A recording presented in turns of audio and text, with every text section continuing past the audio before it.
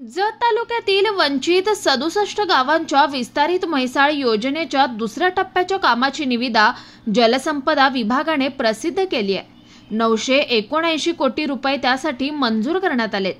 दुष्काळी जत तालुक्याचा त्यामुळे भाग्योदय झाला असून स्वातंत्र्याची नवी पहाट उगवली असल्याची प्रतिक्रिया भाजपाचे जत विधानसभा निवडणूक प्रमुख व केंद्रीय रस्ते सुरक्षा समितीचे संचालक तमनगौंडा रवी पाटील यांनी पत्रकारांशी बोलताना दिली आहे। विस्तारित म्हैसाळ उपसा सिंचन योजनेच्या दुसऱ्या टप्प्याची निविदा प्रसिद्ध होताच पूर्व भागात जल्लोष करण्यात आला। भाजप नेते तमनगौंडा रवी पाटील म्हणाले की जत तालुक्याच्या पूर्व भागाच्या पाणी प्रश्नावरून आजपर्यंत सर्वांनी केवळ राजकारणच केलाय। ज्यांना ज्यांना जनतेने प्रतिनिधी म्हणून संधी दिली त्यांनीच तालुक्यातील पाणी योजनांना विरोध केलाय, खो घालण्याचे व दिशाभूल करण्याचं काम केलंय। तर सर्वांचं पितळ आता उघडे पडले आहे।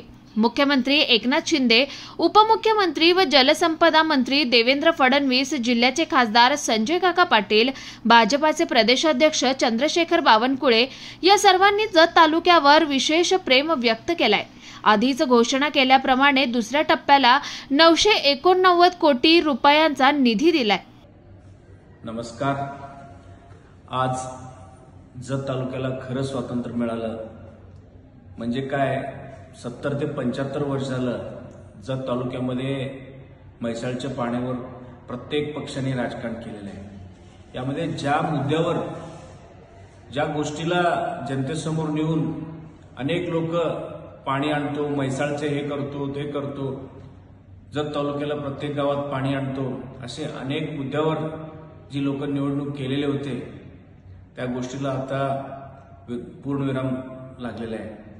आदरणीय देवेंद्रजी फडणवीस साहेब जलसंपदा मंत्री व राज्याचे नेते उपमुख्यमंत्री आणि एकनाथ शिंदे साहेब मुख्यमंत्री या दोघांच्या प्रयत्नातून आज म्हैसाळचे दोन्ही टप्प्याचे कामाचं आज मंजुरी आणि निविदा निघालेल्या आहे।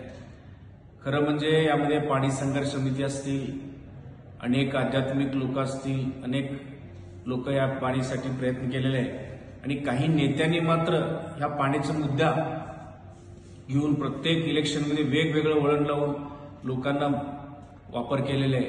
आता खरं म्हणजे काही लोक श्रेय घेण्यासाठी पुढे येतील की आमच्यामुळं, आमच्या संघर्षामुळं हे झालं ते झालं। त्या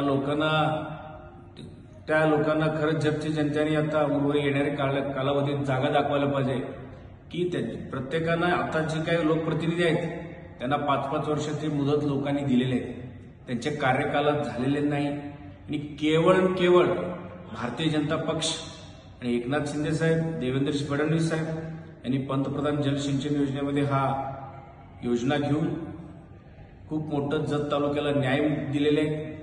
येणाऱ्या काळामध्ये जतचे उत्तर उन्नती होणार आहे।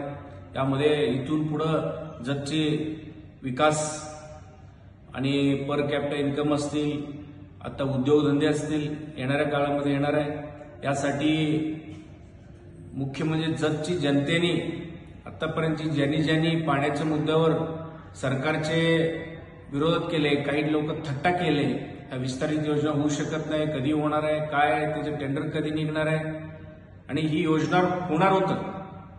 ज्यावेळी योजनेची अनाउन्समेंट झाली, निविदा होणार होतं की आमच्या कोंबड्याला दिवस उगवते असं इथं जतमध्ये बसून शासन दरबारी फॉलोअप न घेता जतमध्ये बसून काही लोकांनी याचं श्रेय घेणे, लोकांना मूर्ख करणे किंवा पॉलिटिकलमध्ये आपलं महत्वाकांक्षा, राजकीय महत्वाकांक्षा वाढवणे असे अनेक प्रकार काही नेत्यांनी केलेले।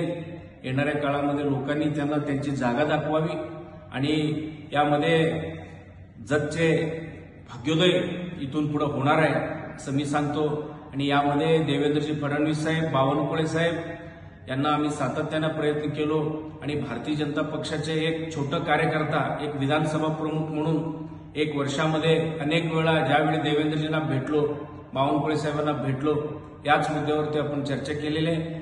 हे आपलं जतमध्ये ह्या मंजुरीचं आनंदोत्सव साजरा होणार आहे।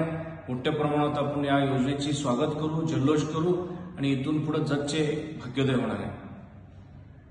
गोपाल पत्रूट, जत, सांगली।